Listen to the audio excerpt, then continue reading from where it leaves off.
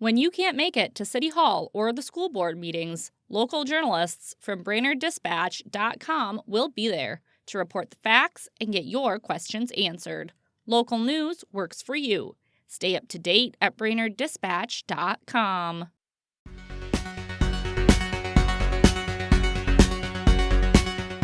Good morning, Brainerd Lakes area. It's Thursday, September 25th. I'm Teresa Burke with your Brainerd Dispatch Minute, the weekday podcast of the Brainerd Dispatch, brought to you by Reboyne & Francis Law Firm and Riverwood Healthcare Center, catching you up on the news of the Brainerd Lakes area. Here are today's top local headlines. But first, let's hear from one of our sponsors. Riverwood Healthcare Center, a top 100 critical access hospital offering advanced surgical solutions, plus a wide range of primary and specialty care at clinics in Aiken, Garrison, and McGregor. Learn more at riverwoodhealthcare.org. Brainerd city officials gave U.S. Representative Pete Stauber a tour of the historic water tower this week. Officials are working to secure federal funding for repairs to the tower. Stauber said he has around 115 projects across his district submitted for congressional funding, and he can only pick 15 to go on to the Appropriations Committee in Washington. He said the community funding and support of those projects will give them a leg up. Find the full story in today's e-edition or at BrainerdDispatch.com. A 27-year-old Aiken County man was arrested Sunday after he allegedly shot his father. Benjamin Blessey was charged with first-degree assault with great bodily harm and 2 counts of second-degree assault. According to court documents, deputies responded to a report of an assault with a firearm on Great River Road in Ball Bluff Township. The victim told dispatchers he was fighting with his son when a firearm accidentally went off and he was shot in the hand. Blessey is due back in Aiken County District Court on October 6th. Reporter Tim Spire has more on the case in today's Dispatch e-edition or online. The Brainerd School Board will begin searching for a superintendent once again. Board members agreed this week to contract with the Minnesota School Board Association for the search.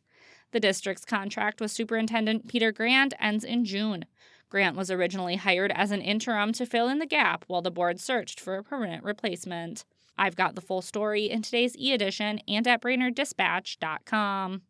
The Minnesota Board of Pardons voted to commute the sentence of Brian Pippett, a McGregor man who spent over 2 decades in prison on a first-degree murder conviction in 2001.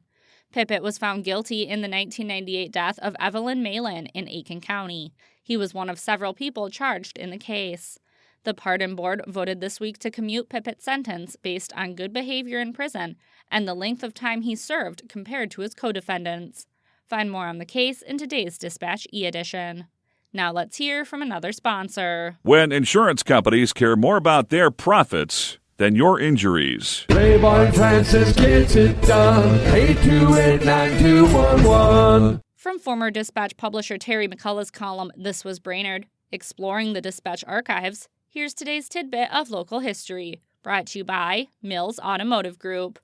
60 years ago today, in 1965, the Dispatch advertised, "At the Gull Drive-In Theater, see the Best Picture of the Year, winner of 7 Academy Awards, Lawrence of Arabia.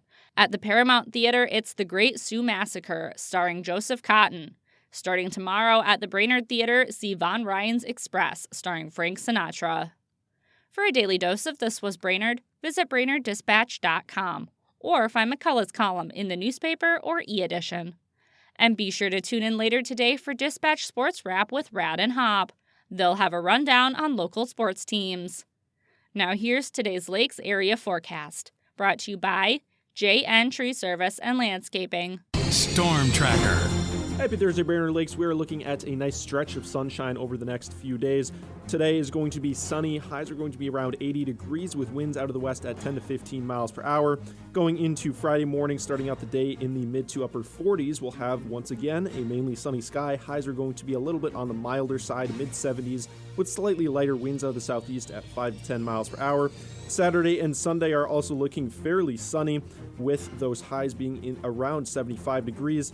And into next week, we're looking at more of those clouds to come into view, with some of those temperatures hanging around 80 degrees towards the beginning of next week. And then towards the end of next week, we're looking at some milder temperatures in the mid to perhaps lower 70s, along with those drier conditions to prevail. This is Storm Tracker meteorologist Stefan Sundin. Thanks to Mills Automotive Group, Reboyne & Francis Law Firm, Riverwood Healthcare Center, and JN Tree Service and Landscaping for their support. And thank you for listening to the Brainerd Dispatch Minute. For more news throughout the day and for information on becoming a subscriber, visit BrainerdDispatch.com. Have a great day, and we'll catch you tomorrow.